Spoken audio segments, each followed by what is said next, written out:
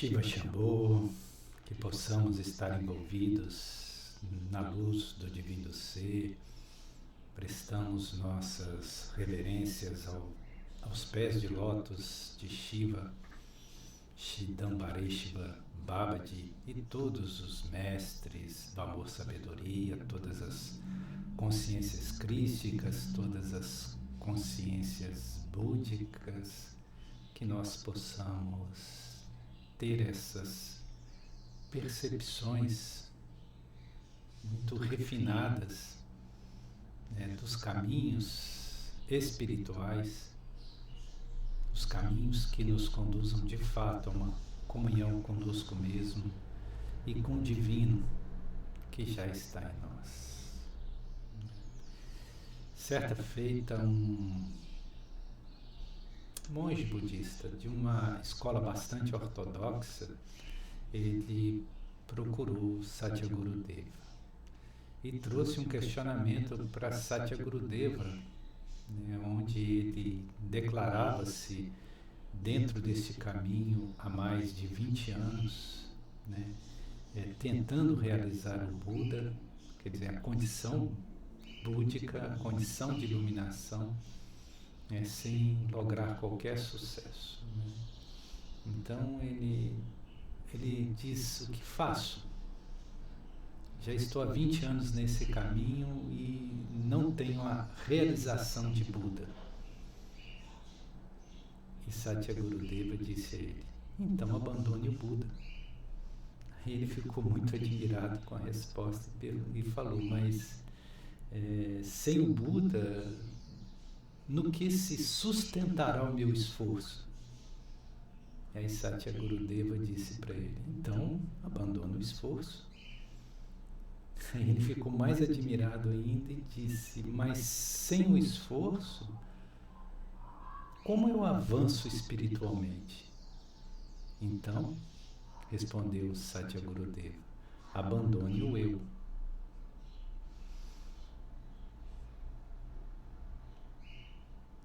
Como é difícil para nós ficarmos sem os apegos. Sempre queremos nos apegar a algo, ao Buda, ao esforço, a esse eu inferior, esse eu que na verdade é uma miragem, uma ficção, pois o que existe de fato, aquilo que somos, não é essa percepção egóica ou essa autorreferência a partir de uma estrutura personalista e transitória. Mas nós nos apegamos muito a isto: nome, forma, propriedade, circunstâncias. Essa questão do eu menor, o eu transitório e o eu real, que é incircunstancial, que é o eu sou. Então alguns perguntam: existe então dois eus? Existe o eu real, o eu sou, e existe esse eu menor, o eu circunstancial, o eu egóico? Em verdade, não pode existir dois eus. O que existe de fato é o eu superior, que é a nossa identidade espiritual, aquilo que está para além do tempo e espaço. É muito semelhante ao corpo e sua sombra. O corpo é que é real, a sombra é apenas uma projeção. A sombra se assemelha ou pode ser comparada com o ego, ou com esse eu inferior, que se projeta a partir do eu superior, que podemos comparar com o corpo. O que existe é o corpo. Sem o corpo não há sombra. Então nós, ao estarmos aqui no mundo material, essa condição transitória de existência biofísica, nós tomamos o aparente por real, nós achamos que somos a sombra, porque nós não enxergamos o corpo. Então o que vemos é apenas uma projeção, uma miragem. E assustamos quando trazemos uma perspectiva de um ser real, que não é o ego. As pessoas têm dificuldade de se conectar com isso. E não se trata de negar a existência do ego ou de eliminar o ego no sentido de que ele não faça parte da nossa condição intrínseca como seres em experiência espiritual no mundo físico. As sombras são projeções naturais do corpo. Não há problema nenhum você lidar com as sombras, desde que você reconheça que ela é apenas uma projeção do corpo, desde que você consiga enxergar que existe ali um corpo que está gerando aquela sombra, que sem esse corpo não há sombra. Isso que para nós é difícil, porque nós nos fixamos na sombra e não conseguimos identificar o corpo. Esse é o grande problema. É interessante aquilo que Paul Branton chamou de caminho longo e caminho breve, que nós chamamos de caminho direto. Ele chamou de caminho breve, se opondo ao caminho longo, trabalhando justamente essa questão do ego. O que seria o caminho longo? É o caminho que a maioria das escolas religiosas apregoa, ou seja, você não reconhece o eu superior, se fixa na projeção da sombra, ou seja, o ego, o eu inferior, e tenta ficar melhorando esse ego, que são escolas comportamentais. Você tem que ficar se melhorando a partir daquilo que não é real, a partir do próprio ego. Então é uma maneira de polir o ego, de tornar o ego mais brilhante, mas não sai do estado egóico, ou seja, não consegue dar esse salto para reconhecer o eu superior. Então a maioria das escolas cristãs ocidentais, ousaria dizer que até a totalidade, ela é o caminho longo. E aí você fica falando em dezenas de encarnações para se melhorar, caminhando passo a passo. Isso é uma coisa...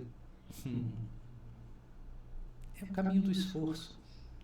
Mas esse caminho do esforço, ele está fixado na sombra, ainda está fixado no ego. Enquanto as pessoas não fizerem um mergulho em si mesmo e não detectarem o ser real e a sua condição divina, que não precisa ser conquistada, porque já somos divinos por natureza, então não se trata de adquirir algo ou nos tornarmos algo que ainda não somos, pois já somos esse divino. É preciso apenas dar-se conta, é preciso apenas ver. É por isso que Buda diz da condição de desperto, é preciso acordar desse sono de ilusão para perceber de fato a realidade, para sair dessa ficção de sombras. E então o caminho longo é o caminho que se dá pela lapidação do ego, buscando nos melhorar, mas ainda em nível egóico, ou seja, um ego mais educado, um ego mais disciplinado, que consegue conter e reprimir a raiva, o ciúme, a ganância, enfim, mas que as raízes ainda estão presentes ali. Tem pessoas fazendo reforma íntima por 30 anos e continuam com os mesmos impulsos, apenas reprimidos, mas são os mesmos, eles não foram eliminados, estão apenas tamponados, reprimidos. Então o caminho longo é um caminho que não leva à realização segundo os yogis e grandes místicos. Somente o caminho direto leva, ou o caminho breve, como dizia Paul Branton, leva à realização. E olha que Paul Branton, ele aprendeu ou vivenciou isso diretamente com Shri Ramana Maharshi. E Shri Ramana Maharshi é a própria foi a própria manifestação de Shiva no planeta Terra, né? Ele que viveu ali aos pés do Monte Arunachala, né? Bom, quem conhece a história de Shri Ramana Maharshi, ou por alguns conhecidos apenas como Ramana Maharshi, né? Essa variação de pronúncia, né? Sabe do que se trata, né? Porque Shri Ramana Maharshi, ele apregoava o caminho breve, ou seja, faça o Atma Vichara, ou seja, pergunte quem é você, quem é esse ser que está aí por trás dessa manifestação egóica, o que é de fato isso que te dá a percepção de ser alguém de autoconsciência, quem é esse ser? Esse é o caminho breve, ou seja, você vai direto. Nós podemos chamar também de caminho vertical, em oposição ao caminho horizontal, que é cair direto naquilo que de fato importa. Então o caminho longo é esse caminho de ficar tirando espinhos do cactus e os espinhos voltam a nascer. E isso falamos devido a uma história interessante de um pequeno monge, de um monge que vivia numa casinha, e para entrar na casinha dele passava por um caminho estreito entre uma pedra e uma cerca, e ali nasceu um cactus, né? E o cactus foi crescendo, e quando ele viu, né, o cactus já grande, ele obstruía essa pequena passagem de forma que quando ele ia passar, né, o cactus, né, os espinhos do cactus o arranhavam ou feriam, né? Então o que ele fazia? Ele pacientemente ficava retirando os espinhos do cactus, né? Sempre retirando os espinhos do cactus que voltavam a nascer, e ele ficava retirando. Um dia apareceu um sadhu, que são esses avadutas, esses sábios errantes, né? E o avaduta, o sadhu chegou e viu aquilo, né? Ele lapidando, né? Tirando os espinhos do cactus, e perguntou: por que você está fazendo isso? Para que os espinhos não me firam quando eu passo, quando eu entro ou saio, né? E também as pessoas que vêm me visitar não sejam feridas. Aí o avaduta, o sadhu, né, correu até a cozinha, pegou um facão, foi no pé do cactus e cortou ele embaixo. Aí o monge ficou muito admirado, né, e o sadhu virou as costas e foi embora. É exatamente isso. Às vezes você, em relação ao ego, você tem que cortar ele na raiz. Não adianta você ficar tirando os espinhos do ego, porque os espinhos voltam a nascer. Porque ali no ego estão todas as raízes do egoísmo, do egotismo, do egocentrismo, da dualidade, da separatividade, do apego, da aversão. Então, às vezes é preferível fazer como o sadhu fez: corte na raiz, né? E tire. Não fique tirando espinhos de cactus, corte o cactus.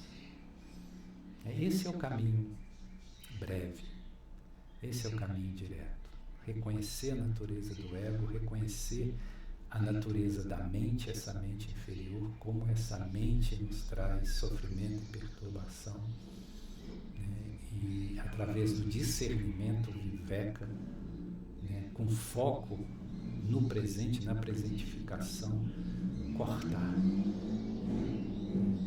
Essa é a espada de primeiro raio.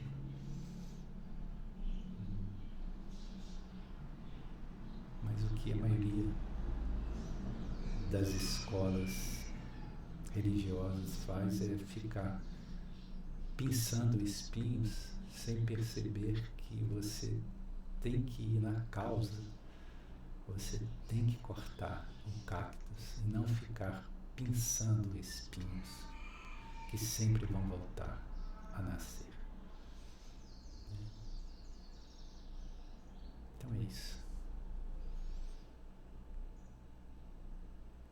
Gratidão por essa oportunidade que sempre temos de compartilhamento dentro desse lindo projeto da aldeia, que nada mais é do que as bases conscienciais para uma nova terra.